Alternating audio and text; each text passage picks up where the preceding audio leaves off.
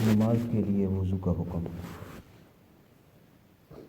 طہارت کے باب میں رسول اللہ صلی اللہ علیہ وسلم نے امت کو جو ہدایات دی ہیں، ان میں سے بعض تو وہ ہیں جن کی حیثیت مستقل احکام کی ہے، جیسے استنجے کے احکام، جسم کو اور کپڑوں کو پاک رکھنے کے احکام، پانی کی پاکی اور ناپاکی کے تفصیلی احکام وغیرہ، اور بعض وہ ہیں جن کی حیثیت شرائط نماز کی ہے۔ وضو کا حکم اسی قبیل سے ہے۔ قرآن مجید میں فرمایا گیا ہے، اعوذ باللہ من الشیطان الرجیم، بسم اللہ الرحمن الرحیم،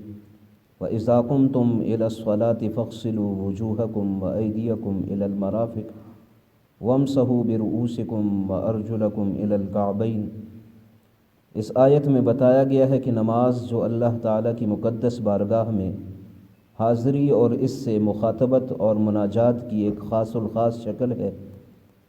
اس کے لیے باوضو ہونا شرط ہے۔ پس اگر کوئی شخص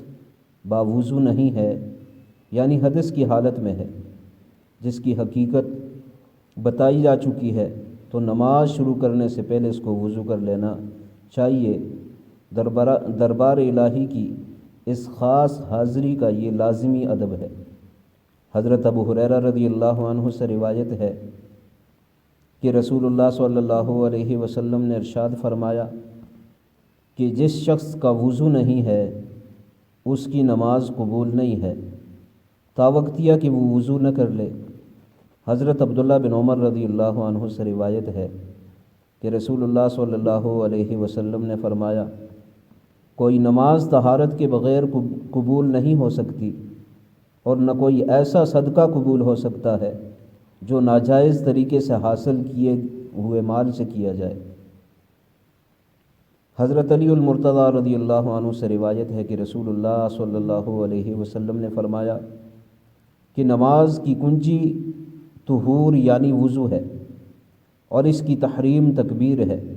یعنی اللہ اکبر کہہ کر آدمی نماز میں داخل ہو جاتا ہے، جس کے بعد بات چیت کرنا اور کھانے پینے کے ایسے جائز کام نماز کے ختم ہونے تک اس کے لیے حرام اور ناجائز ہو جاتے ہیں۔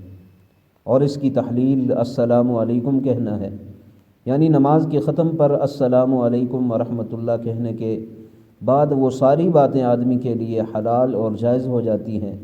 جو نماز کی وجہ سے اس کے لیے حرام اور ناجائز ہو گئی تھی۔ حضرت جابر رضی اللہ عنہ سے روایت ہے کہ رسول اللہ صلی اللہ علیہ وسلم نے فرمایا، جنت کی کنجی نماز ہے، اور نماز کی کنجی طہور یعنی وضو ہے۔ ان دونوں حدیثوں میں طہور یعنی وضو کو نماز کی کنجی فرمایا گیا ہے۔ گویا جس طرح کوئی شخص کسی مقفل گھر میں کنجی سے اس کا تالا کھولے بغیر داخل نہیں ہو سکتا، اسی طرح بغیر وضو کے نماز میں داخل نہیں ہو سکتا۔ ان چاروں حدیثوں کی تعبیر میں اگرچہ کچھ فرق ہے، لیکن حاصل اور مدعا سب کا یہی ہے کہ نماز کے قابل قبول ہونے کے لیے واضح شرط ہے۔ نماز چونکہ اللہ تعالیٰ کی حضور میں حاضری اور اس سے مخاطب اور مناجات کی اعلیٰ اور انتہائی شکل ہے، جس کے آگے اس دنیا میں ممکن نہیں، اس لیے اس کے ادب کا حق تو یہ تھا کہ ہر نماز کے لیے سارے جسم کے غسل اور بالکل پاک صاف اچھا لباس پہننے کا حکم دیا جاتا، لیکن چونکہ اس پر عمل بہت مشکل ہوتا، اس لیے اللہ تعالیٰ نے ازراہ کرم صرف اتنا ضروری قرار دیا کہ نماز پاک کپڑے پہن کر پڑھی جائے، اور سارے جسم کے غسل کے بجائے صرف وضو کر لیا جائے، جس میں وہ سارے ظاہری اعضاء دھل جاتے ہیں جو انسان کے جسم میں خاص اہمیت رکھتے ہیں، اور اس حیثیت سے وہی سارے جسم کے قائم مقام قرار دیے جا سکتے ہیں۔ ہاتھ، پاؤں اور چہرہ اور سر، یہی وہ اعضاء ہیں جو عام طور پر لباس سے باہر رہتے ہیں، اس لیے وضو میں صرف انہی کے دھونے اور مسح کرنے کا حکم دیا گیا ہے۔ وضو نہ ہونے کی حالت میں طبیعت میں جو ایک خاص قسم کا روحانی تقدر اور انقباض ہوتا ہے، اور وضو کرنے کے بعد انشراح اور انبساط کی ایک خاص کیفیت اور ایک خاص طرح کی لطافت اور نورانیت جو انسان کے باطن میں پیدا ہوتی ہے، جن بندگان خدا کو ان کیفیتوں کا احساس اور تجربہ ہوتا ہے، وہ خوب سمجھتے ہیں کہ نماز کے لیے وضو کو لازمی شرط قرار دیے جانے کا اصل راز یہی ہے۔